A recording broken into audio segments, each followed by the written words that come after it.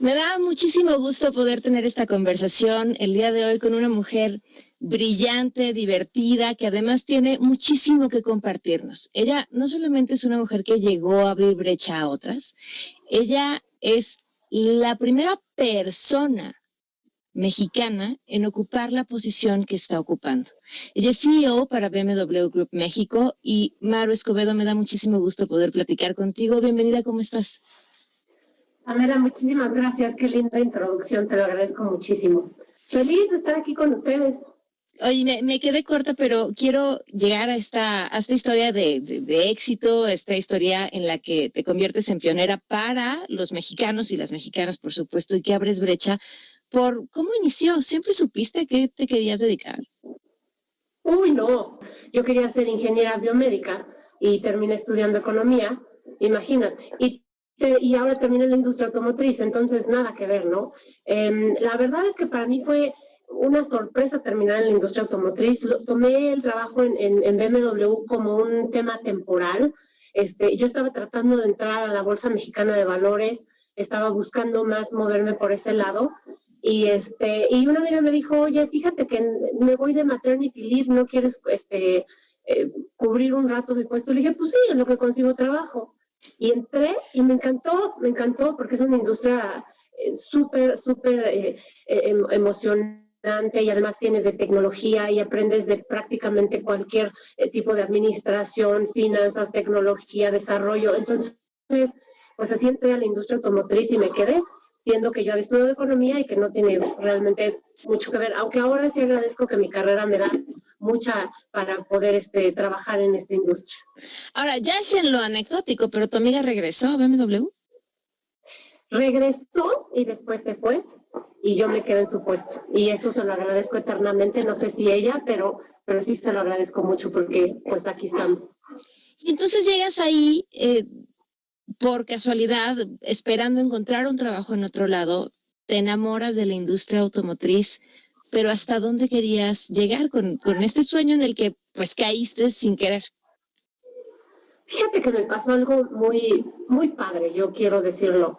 Tuve un jefe cuando empecé a trabajar en BMW que me mandaba a la línea de producción porque teníamos una planta en Lerma chiquita que ensamblaba algunos autos BMW cuando recién BMW se abrió aquí en México. Y me decía, tú te tienes que aprender la línea de producción, tienes que saber desde principio a fin cómo se está ensamblando un auto. Y eso fue lo que me encantó que yo podía ver desde cómo llegaban las piezas para armar el auto y además hubo mucha gente que me explicaba, mira, esta es tecnología nueva, esto es lo que estamos haciendo. Entonces, aprendí el proceso de producción y ahí fue donde dije, híjole, esto me está gustando. Y después me empezaron a involucrar mucho en el tema financiero de la planta, que venía un poco al caso con mi carrera. Entonces, como que poco a poco me fue enamorando y después me di cuenta que la industria automotriz de verdad tiene de todas las áreas. Te digo, tienes desarrollo, tienes tecnología, tienes administración, hay que ser muy bueno en finanzas y también tienes que ver de desarrollos futuros. Entonces, hoy te puedo decir, es una industria que no te da chance de aburrirte. ¿Y por dónde se dio tu crecimiento? ¿Hacia qué Fíjate, áreas?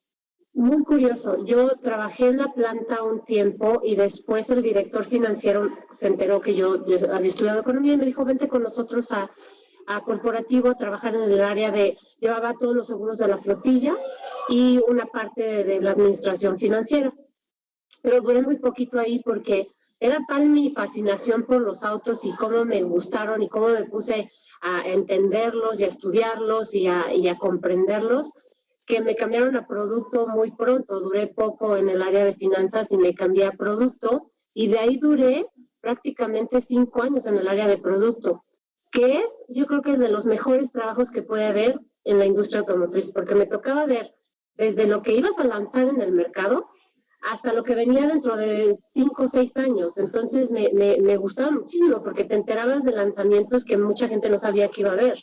Entonces, ahí fue donde dije, esto es lo mío. Y después ya me empecé a involucrar en las áreas comerciales. Eh, para mí fue como muy natural cuando se lanzó Mini en México. Estuve trabajando con el business plan para lanzar la marca y eso me ayudó muchísimo porque entendí muy bien también cómo trabajaba la parte de comercialización.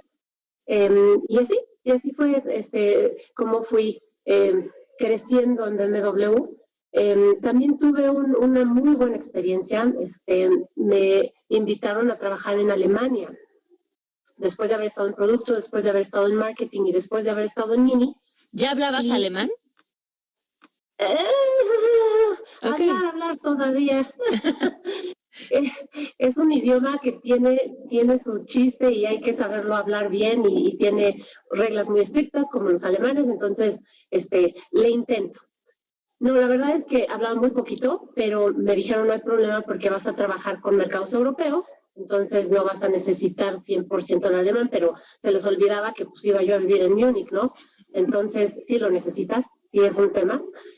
Pero me fui de aventura con mi esposo y mi hijo y no, bueno, fue una experiencia increíble porque además llegué yo al corporativo, mujer, mexicana, que te voltean a ver y te dicen, o sea, de verdad, y tú casi usas coche, y hay todavía ese estereotipo del mexicano que te das cuenta que pues no, y me encantó porque fue un momento en el que yo dije, a ver, yo voy a decirles y mostrarles que aquí los mexicanos valemos, no por ser mexicanos, sino por el esfuerzo que hacemos y que vean que yo sí valgo. Y bueno, pues ahí me planté y me fue padrísimo. En Alemania fue una gran experiencia. Y eso me valió regresar a México y trabajar otra vez en la dirección de Mini, pero después me fui de directora regional de ventas para México y Latinoamérica. Y eso también me ayudó muchísimo porque conoces mucho de varios mercados. Y bueno, pues después de ahí terminé en donde estoy ahora. Y bueno, espero que no haya terminado, ¿no? Espero que siga. Oye, a ver, aquí te quiero interrumpir en varios puntos que me parecen muy importantes. Tú dijiste, a ver, no, yo soy, los mexicanos no somos eso, pero además no solo valgo porque soy mexicana, sino por el trabajo que yo puedo generar. Y en una plática anterior que tuvimos, tú y yo me dijiste, es que yo no soy la cuota de género, ¿no? Yo estoy aquí por mi trabajo.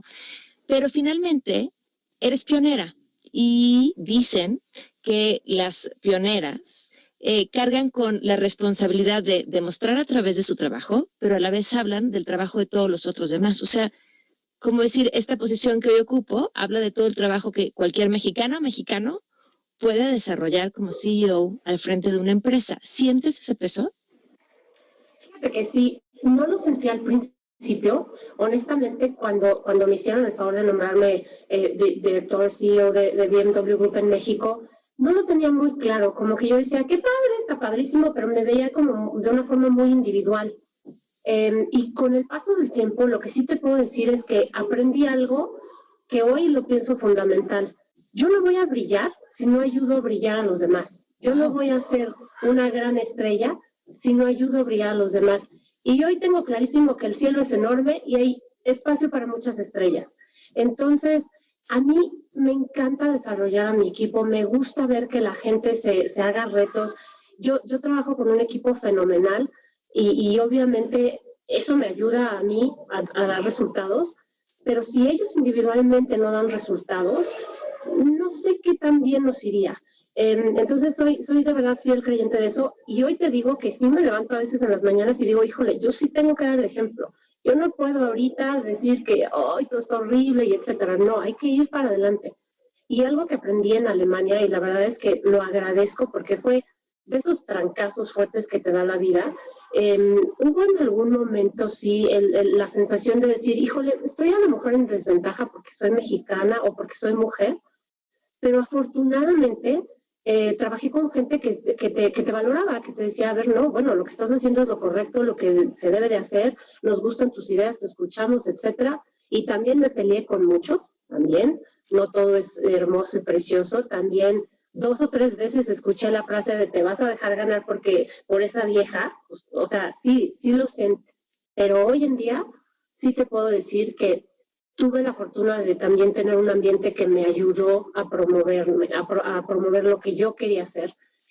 Y te digo, yo insisto, yo creo que hoy, si puedes lograr que tu equipo, si puedes lograr que la gente que te rodea esté contenta, se sienta motivada, se sienta apoyada, pues logras mucho más, ¿no?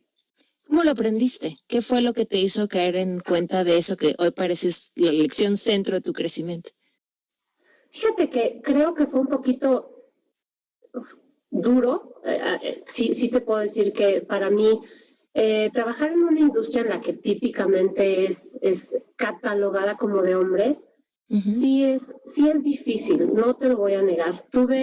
Cuando estuve en el área de producto, por ejemplo, hacemos muchos autoshows y llegaba el comentario, estabas en el autoshow tratando de enseñar un auto, explicando un auto, la tecnología que trae, y llegaban y te decían, oye, pero ¿no puede haber un chavo que me explique?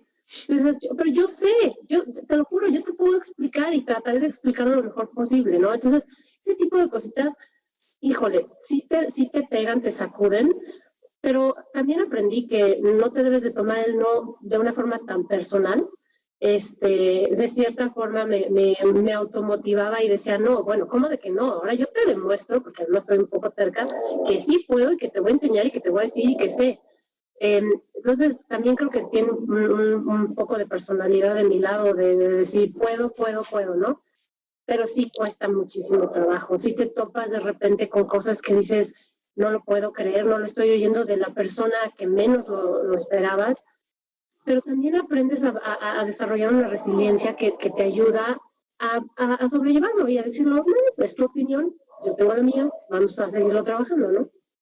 ¿Y hay manera desde tu posición de liderazgo de tratar de cambiar esos patrones de conducta para las otras mujeres que trabajan dentro de la empresa? Fíjate que sí, y creo que es una gran responsabilidad, y esto no lo digo nada más de mi lado, sino de todas las mujeres que estén en posiciones que puedan influenciar en la forma y en la actitud y en cómo trabajar.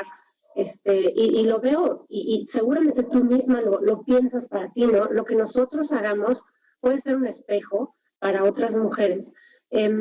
Inclusive cuando también llego, por ejemplo, a enojarme mucho, yo misma me reprimo y digo, híjole, eso no lo debo de hacer, porque estoy demostrando a lo mejor una debilidad de mi carácter explosivo, por decir algo, ¿no? Pero por otro lado también digo, oye, ¿por qué? Si esa es mi naturaleza, si esa es mi forma de ser. Entonces, tengo que encontrar ese balance en el que yo pueda decir, sin perder mi esencia, cómo quiero guiar a los demás, ¿no?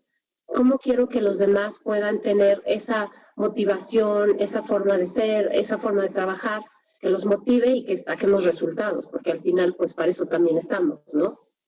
Dice que el gran reto de las mujeres en posición de liderazgo es que, siendo mujer, se espera una especie como de instinto maternal y de protección hacia el personal, pero a la vez mucha mano derecha para poder hacer que las cosas funcionen. ¿En qué estilo te identificas y cómo y cuál crees que es la forma, o si crees que el liderazgo femenino tendría que decir, voltear a ver y decir, así lo han hecho los hombres siempre, por ahí nos tenemos que ir, o tenemos y debemos buscar otras formas? Yo soy muy creyente de las aptitudes y de la actitud, de hombres y de mujeres. Ahí creo que no podemos distinguir en género. Y para mí sí es muy importante buscar siempre nuevas formas de lograrlo. Definitivamente tienes que tener una parte de todo, porque no puedes irte al extremo de decir soy completamente mano dura.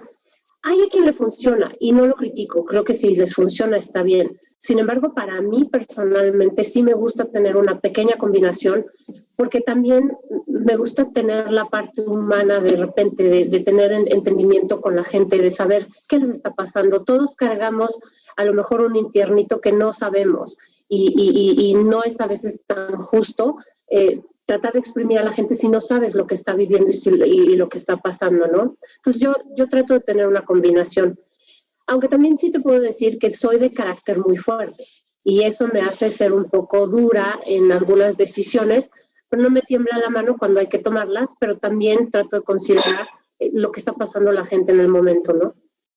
Maru, al principio de nuestra conversación hablabas de tus primeros años en BMW y decías, me gustó esto y aprendí y estudié.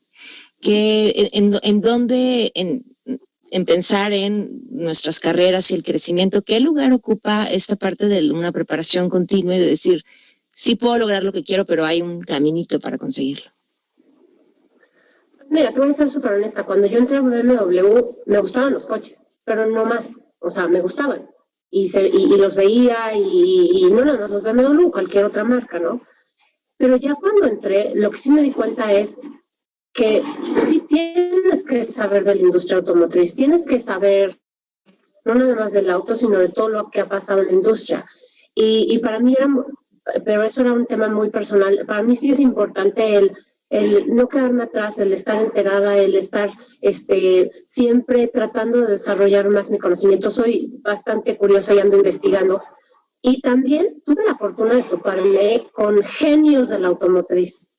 Genios que se sabían desde los nombres de los motores, cómo funciona, qué hace, porque yo no sabía nada de eso.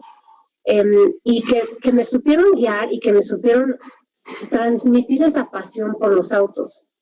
Entonces también de forma natural me surgió esa curiosidad, pero también creo que esa constancia de tratar de aprender, de tratar de capacitarme, de no quedarme atrás, me ayudó mucho en tener credibilidad, en que la gente viera mi interés de crecer y de hacer crecer las cosas y de llegar a nuestros objetivos y de buscar nuevas soluciones. Entonces, siempre el estar constantemente preparándote, y eso no acaba nunca, pero eso es un interés que yo tengo personalmente y que siempre he buscado que la demás gente crea, no quedarte nada más en el cachito, porque eso tenemos mucho como mexicanos, te quedas de, hasta aquí llegué, no, hay que seguir lo que sigue, qué más podemos buscar, qué más podemos hacer, y a veces no necesitas hacer más, pero ya lo investigaste, ya supiste y te convenciste de que no era necesario. Entonces te digo, creo que esa estar otra vez tratando de capacitarme y investigar y hacer, sí me ayudó definitivamente en tener esa credibilidad y en lograr poder ir creciendo en la industria. Hoy en esta posición, ¿sigues aprendiendo? Todos los días, a todas horas, de todas las personas. Soy de las que tiene la capacidad todavía de sorprenderse de todo. Y lo agradezco, no doy nada por hecho y además me encanta que tengo también dentro de mi equipo gente que me reta mucho. Entonces también tengo que buscar cómo mantener ese interés y ese reto activo, ¿no? Hace rato nos mencionabas la importancia de hacer brillar a tu equipo porque de esa forma brillas tú también. Ahorita acabas de decir, tengo en mi equipo gente que me reta. Caer en cuenta de esas dos cosas implica que eres una persona muy inteligente y que sabes que tener gente en tu equipo que te haga brillar y que permites que brille no te va a quitar el lugar que tú tienes, porque creo que muchas veces en el mundo empresarial lo que predomina es como este miedo, ¿no? Entonces no te dejo crecer a ti porque siento que mi posición está en riesgo. ¿De dónde sale eso que te permite saber que no importa que tanto crezcan los otros, tu posición no solamente no está en riesgo, sino todavía tienes un camino para crecer? La verdad es que no es algo que yo piense todos los días, no es algo que yo diga, híjole, quiero poner, o esto pone en riesgo mi posición. Lo que sí te sé decir es que cuando te quedas en un estado en el que pues ya solo tú decides y solo tú dices y etcétera, así de fácil, no es tan divertido. No es tan divertido porque entonces de verdad le quita el challenge, le quita la emoción. Y por otro lado también, a mí sí me gusta desarrollar el pensar, el buscar qué más podemos hacer, el buscarle un otro lado a todas las cosas, a lo mejor hasta de más, a lo mejor te puedo decir que es más, estoy segura que mi equipo dice que soy una intensa, pero por otro lado también eso te ayuda a lograr muchas cosas. Y finalmente el buscar que la gente piense, que le busque otros ángulos, ayuda muchísimo, no nada más para tu trabajo, te ayuda en todo, te ayuda hasta en tu seguridad personal. Entonces, yo estoy casi segura que cuando alguien llega, me presenta una idea, yo lo reto y al final le digo, vale, vamos y lo hacemos, estoy segura que los hace sentir bien, me lo han dicho. Y eso también me gusta, ¿no? Que la gente se sienta bien, que sienta que sus ideas valen, que las cosas que proponen, a lo mejor no siempre son las que yo creo convenientes, pero eso ayuda muchísimo. Y al final, te gusta sentir reconocido. Si pudiéramos trazar una ruta, una serie de pasos a seguir para convertirte en CEO de lo que sea que estén soñando quienes nos estén viendo, ¿qué les aconsejarías? ¿Qué pondrías en esta lista? Yo creo que muy sencillo. Uno, actitud positiva. siempre tener en mente una actitud positiva, porque si empiezas con temas de, no sé si se pueda, no sé, eso tú solito te pones un bloqueo. Y la otra es trabajar. Al final hay que trabajar y hay que trabajar duro, sí, pero con una actitud adecuada y trabajando en lo que tú crees que es lo correcto, estoy segura que consigues lo que quieres. No es una receta específica de éxito, es que creo que es un común denominador de mucha gente que ha logrado lo que quiere. ¿Qué haces con el miedo? Pues mira, alguna vez escuché que todos los días tienes que hacer algo que te dé miedo. Y esto no quiere decir que te vuelvas un delincuente y que hagas algo, cometas algún delito, no. Va más en el sentido de, si vas enfrentando poco a poco tus miedos, después te das cuenta que realmente no les tenías miedo. Y pues sí, no te niego, hay días que tengo pavor, pánico, sí, pero al final pues hay que enfrentarlo. Y de verdad, un día a la vez y enfrentándolo poco a poco, te vas descubriendo hasta capacidades que no creías que tenías. ¿Qué hiciste hoy que te diera miedo? Por favor, no me digas que esto. No. Tantito. Platicabas que... No, te escucho. No, creo que sí impacta un poquito. A ver, no es mi ambiente natural, ¿no? Al final, yo agradezco muchísimo que nos hayan conectado porque me lo has hecho muy fácil, pero pues el simple hecho de la cámara para mí es como un poquito de terror, pero no es el peor miedo de hoy, ¿no? Sí, de repente tengo algunas reuniones en las que entro con un poquito de miedo de estar segura de lo que voy a proponer, de lo que voy a decir y del reto que me van a hacer, porque no creas, o sea, no es que todo el mundo diga lo que Mauro dice se hace, no, yo también tengo jefes y también me retan y también me cuestionan y también tengo que entregar resultados, ¿no? Sí, no, hoy no fue el top 10, en el número 1 no estás tú. Ok, justo. Mauro, mencionabas aquella ocasión en la que te vas a Europa y coincide justamente con la crisis automotriz en España e Italia. ¿Cómo lo sorteas? De hecho, fue un periodo de gran enseñanza. Yo me fui de México cuando México estaba a nivel comercial en ventas de autos creciendo, en un mercado en el que todo el mundo quería comprar, en el que llegaban marcas nuevas, se abrían nuevas agencias, todo era hermoso y maravilloso. Yo me fui en ese entorno en el que estaba México y llegué a Europa justo en una de sus peores crisis. No sé, ahorita tendremos que saber si fue peor o mejor que esta, pero... y justo me tocó trabajar con los mercados que tenían crisis de menos 30%. Y la verdad es que fue una gran enseñanza, porque ahí vi que mucha gente se activa de una forma súper positiva cuando estás en modo crisis. Tristemente, ¿no? Porque pues es para sobrevivir. Me tocaba trabajar con España y con Italia y con Portugal. Obviamente por venir yo de país latino me asignaron esos países y yo llegaba a BMW España y me decían, no, bueno, es que el mercado cayó 35%. Y yo decía, Santa Madre de Dios, ¿pero cómo? Sí, vamos a tener que cerrar agencias, vamos a tener que correr gente, vamos a tener que... Y para mí era un shock, porque te digo, yo venía de un mercado creciendo. Pero cuando ves cómo se une la gente, cómo empieza a trabajar, cómo empiezan a alinear y qué rápido además reaccionan, aprendes muchísimo. Y nos volvimos súper creativos. Y te puedo decir que salieron soluciones padrísimas que se implementaron, que se lograron y que lograron que se estabilizaran los mercados, porque sí fueron momentos muy, muy difíciles.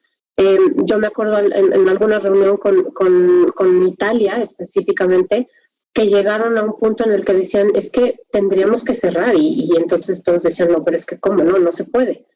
Pero lucharon y buscaron formas y trajeron nuevos modelos, buscaron nuevas oportunidades en otros segmentos, buscaron ventas con flotillas, etcétera, y salieron y hoy les va muy bien. Pero sí es un reto, pero aprendes muchísimo. Y hoy lo estamos viviendo en México. Estamos aprendiendo todos los días muchísimo. Estamos acelerando cosas que no teníamos mucha necesidad de acelerar. y que nos están trayendo muchos beneficios. Estamos trabajando de una forma remota y estamos teniendo llamadas padrísimo, podemos tener conversaciones, puedes tener hasta fiestas virtuales, ¿no? Está muy padre, estamos acelerando cosas que a lo mejor pensábamos que en el futuro iban a llegar y hoy ya están. Y eso, te digo, nos da muchas oportunidades y lo veo como una forma muy positiva de abrir otras posibilidades que más adelante se nos van a presentar. ¿Y qué cambia esto para la industria automotriz? ¿Cómo viven hoy esta pandemia? Fíjate que sí cambió mucho. Los primeros meses fue como vamos adaptándonos, vamos rediseñándonos, vamos buscando las nuevas estrategias. Pero hay algo que sí tenemos como industria y es que somos una industria muy sólida. Es una industria en México, sobre todo, que es el 3.8% del PIB. Entonces, sí estamos hablando de que es una industria fuerte, sólida y que además da muchos trabajos, genera muchísimo empleo y obviamente inversión y etcétera, ¿no? ¿Qué vimos? Bueno, número uno, por el lado de ventas, nos tuvimos que adaptar y todo el mundo se volcó a medios en línea, todo el mundo nos volteamos a ver a los medios digitales. Muchos ya teníamos algo avanzado, otros no tanto, pero se aceleró y hoy en día es mucho más sencillo y puedes tener acceso a la compra de un auto o de un servicio a través de un medio digital. Otra cosa que vi y que cambió con esta pandemia fue que antes pensábamos que la tendencia en el futuro era compartir los autos. Todos los autos, como todos estos pool cars que iban a estar rondando en la ciudad y tú llegabas, lo usabas un ratito y luego lo usaba alguien más, y etcétera. Hoy ya no. Hoy yo creo que esto sí nos hizo volvernos un poco más individuales y protegernos. Entonces estás buscando tu medio de transporte o de movilidad individual. Y eso lo veo muy bueno también, porque se van a buscar nuevas formas de movilidad individual. Las motos, por ejemplo, nos están funcionando muy bien. También los autos y también estamos viendo que la gente sigue comprando coches. Pero hay una cosa que a mí me gusta mucho y me encanta platicar de eso y te lo voy a tener que presumir aquí y es el tema de sustentabilidad. La gente está siendo mucho más consciente de los daños que le hacemos al medio ambiente. Entonces están buscando opciones híbridas y eléctricas para buscar poner su granito de arena o sentirse mejor o yo no sé, cada quien tendrá sus motivos para buscar movilidad sustentable. Ese es el enfoque o de los enfoques más importantes para BMW ahora, el tema de la sustentabilidad. Totalmente. Hoy BMW como grupo es muy congruente en el tema de sustentabilidad. Tenemos desde producción hasta el producto final o el auto, una cadena de producción muy sustentable. Tenemos plantas que son súper sustentables. Un ejemplo es nuestra planta en San Luis. Uh-huh. Nuestra planta en San Luis recicla toda su agua, tiene paneles solares, produce su propia energía. No usan un solo papel, no ves en la línea de producción papeles. Todo está digitalizado y todo es por medios digitales que para realmente ser una planta muy verde. Por otro lado, tienes autos, nosotros tenemos una gama de autos y de vehículos híbridos y eléctricos que hoy en día puedes usar el motor totalmente eléctrico durante 40, 50 kilómetros y en algunos hasta 120 kilómetros y no emites un solo gramo de CO2. Entonces, estamos realmente enfocados en eso. Nuestro target es que para 2023 tengamos 25 modelos híbridos eléctricos y lo estamos logrando. ¿Tú crees que esto acelerará ese cambio o todavía el mercado tiene que esperar una baja en los precios o un empuje a través de políticas de gobierno para que la tecnología híbrida y eléctrica pueda adquirir mayor fuerza? Mira, yo creo que sí estamos ahí. Todavía falta muchísimo por hacer en México. En otros países van un poco más adelantados que nosotros. Nosotros ya hoy tenemos varios autos que puedes usar y que no contaminan cuando usas el motor eléctrico. Y tenemos inclusive autos en los que no tienes un motor de gasolina, es totalmente eléctrico. Nos falta mucho por hacer, nos faltan temas de infraestructura. Nosotros estamos trabajando en temas de infraestructura, ya tenemos más de 500 kilómetros conectando ciudades en infraestructura para cargadores. Nos falta obviamente incentivos para que la gente busque más este tipo de tecnología, pero sí creo que ha mejorado muchísimo y que cada día más la gente tiene las ganas de tenerlo y de hacerlo. Yo te voy a dar un ejemplo. Nosotros en 2018 estábamos así, cantábamos y festejábamos el que el 10% de nuestras ventas habían sido autos híbridos o eléctricos. Hoy vamos en el 14%. Wow. Y vemos que va creciendo y vemos que cada vez hay más demanda. Y nosotros empezamos en 2014 cuando trajimos el BMW, el i3, y básicamente la gente nos veía como, ¿y para qué está? Qué raro, etcétera. Y poco a poco, más armadoras han estado trayendo autos híbridos y eléctricos. Nosotros ya tenemos 10 modelos aquí en México que son híbridos o un eléctrico. Y al final sí veo esa tendencia. No quiere decir que sea la única tecnología sustentable que vayamos a tener, pero sí va a ser de las primeras que la gente va a adoptar y que ya le perdieron el miedo de que el coche se me va a quedar sin batería. ¿Cuáles son los retos de dirigir BMW desde casa? Híjole, muchísimos. Primero que nada, extraño muchísimo el contacto con el equipo, con toda la gente que trabajo todos los días. El poder tener ese contacto, teníamos un muy buen equipo, entonces la verdad es que sí lo extraño, pero hay un reto que yo veo que fue el adaptarnos a volvernos súper eficientes en el tema de todas estas videoconferencias y videollamadas, porque ahora tienes que ser súper eficiente y muy concreto, porque sabes que viene la siguiente, viene la siguiente y viene la siguiente. Eso ha sido un reto. El segundo reto es tratar de alinear a que todo el mundo siga la misma estrategia, desde plantear la estrategia adecuada en estos tiempos en los que estamos encerrados. Pero también te quiero decir que en BMW ya usábamos mucho el mobile working o el home office. Entonces nos pudimos adaptar relativamente rápido. Entonces más bien fue el de un momento a otro todos el mobile working, pero ya teníamos ese esquema desde hace algunos años. Y por otro lado, también lo que veo y cada día lo pienso más es, ¿cómo le vamos a hacer para regresar? Estamos muy contentos algunos en nuestras casas, ¿no? Y es un reto, porque entonces hay que volver a cambiar completamente y regresar todos a la oficina, vamos a trabajar en un modo híbrido, y eso es ahorita lo que estamos viendo. Pero al final, lo que a mí me ha dado muchísimo gusto es que en oficina o en home office estamos dando buenos resultados. Eso es importante y vale la pena regresar, y te abro la pregunta ahí porque supongo que a muchas empresas les pasará que entienden que ahora con la mayoría de las personas trabajando desde casa, esto puede implicar también un ahorro y en muchos casos incluso ha implicado una mayor productividad porque desde casa decidimos que no hay horarios y que acabamos trabajando más. ¿Ves un panorama así que hacia un futuro? Es decir, ¿también estás trabajando más tú? Sí, la verdad es que sí, hay que tener un punto medio. Creo que vamos a poder trabajar en un modelo híbrido en el que vamos a poder tener mucho más tiempo de home office y menos tiempo en oficina. Eso creo que puede funcionar, y puede funcionar porque también pensando en los tiempos de traslado, en el riesgo del traslado, quien usa transporte público, o finalmente también y lo hemos visto muchísimo, el orden que hemos logrado últimamente con el tema de home office, pues no lo queremos perder.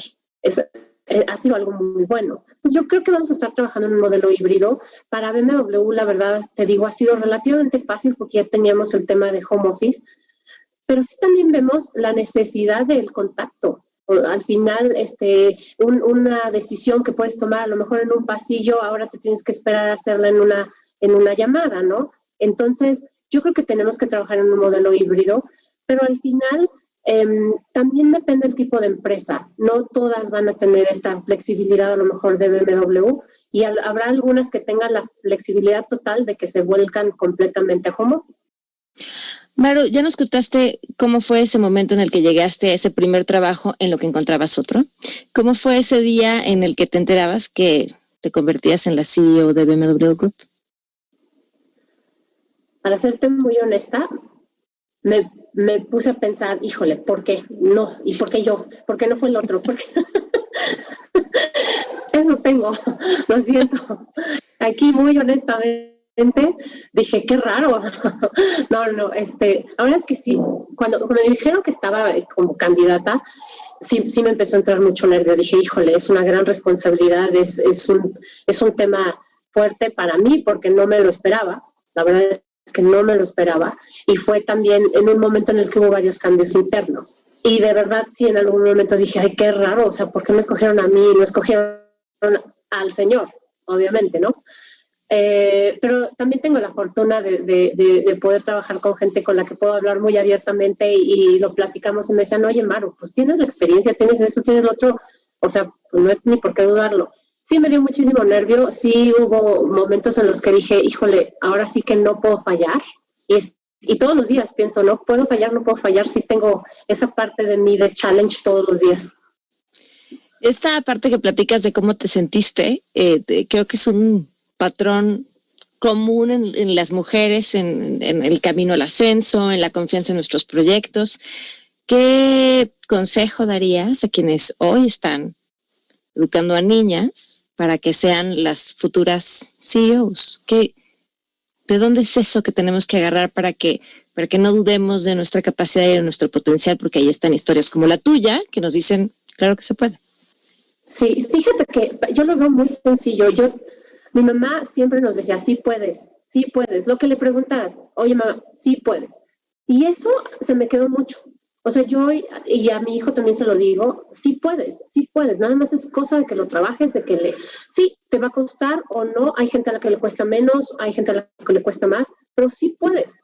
Y traer esa mentalidad. Al final no los tenemos que creer, porque eso nos pasa mucho. De repente no nos las creemos. Para mí era bien importante también el decir, oye, yo trabajé en BMW, empecé desde abajo, porque empecé realmente en la planta como asistente y no sabía nada de coches, pero me gustó, le trabajé y luego decía, ahora me gusta esta área, quiero. Y entonces trabajaba, estudiaba y me enteraba para poder ir saltando. Y al final, de verdad, sí se puede. A mí me da mucho orgullo decir que soy la primera mexicana que lidera BMW. Eso me da muchísimo orgullo. Pero también es bueno decir que soy la primera mujer, porque al final sí veo que da un ejemplo, sí veo que por lo menos si a alguien por ahí, a una persona, le sirve de ejemplo de decir sí se puede, híjole, ya con eso me doy por servida. ¿Cuál ha sido la lección más importante que has aprendido en estos años, con la que te quedarías y que creas que pueda servirles a esas mujeres que hoy estás inspirando? Pues mira, yo creo que lo más importante que a mí me ha pasado ha sido ser mamá. Eso no lo cuestiono nunca y es mi prioridad.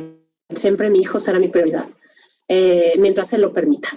Pero al final, muchas veces nosotras solas nos ponemos los bloqueos. Muchas veces decimos, no, pues es que como soy mamá, es que no me van a tomar en cuenta, es que no va a ser.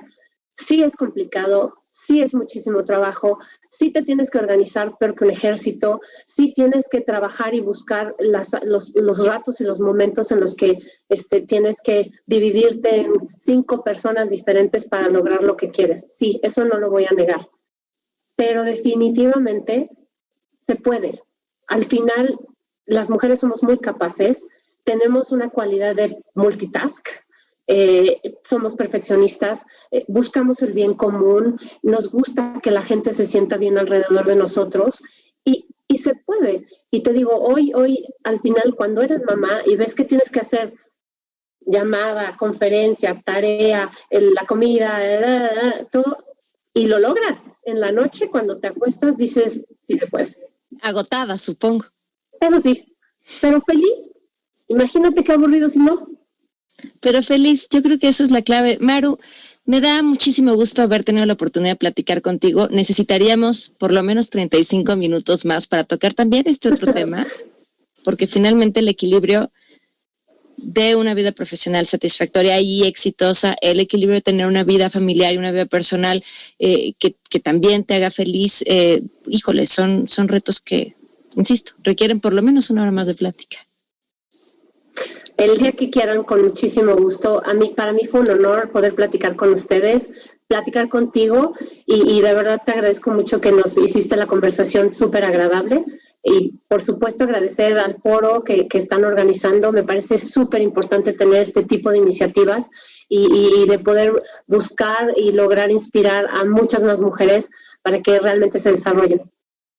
Maru, un gusto. Esta fue esta conversación con Maru Escobedo, parte de lo que está haciendo el Women Economic Forum. Gracias también por habernos invitado y por haber tenido la oportunidad de platicar. Y por supuesto, seguimos al pendiente de todas las actividades que el foro sigue organizando. Gracias a quienes nos acompañaron a través de todas las redes sociales.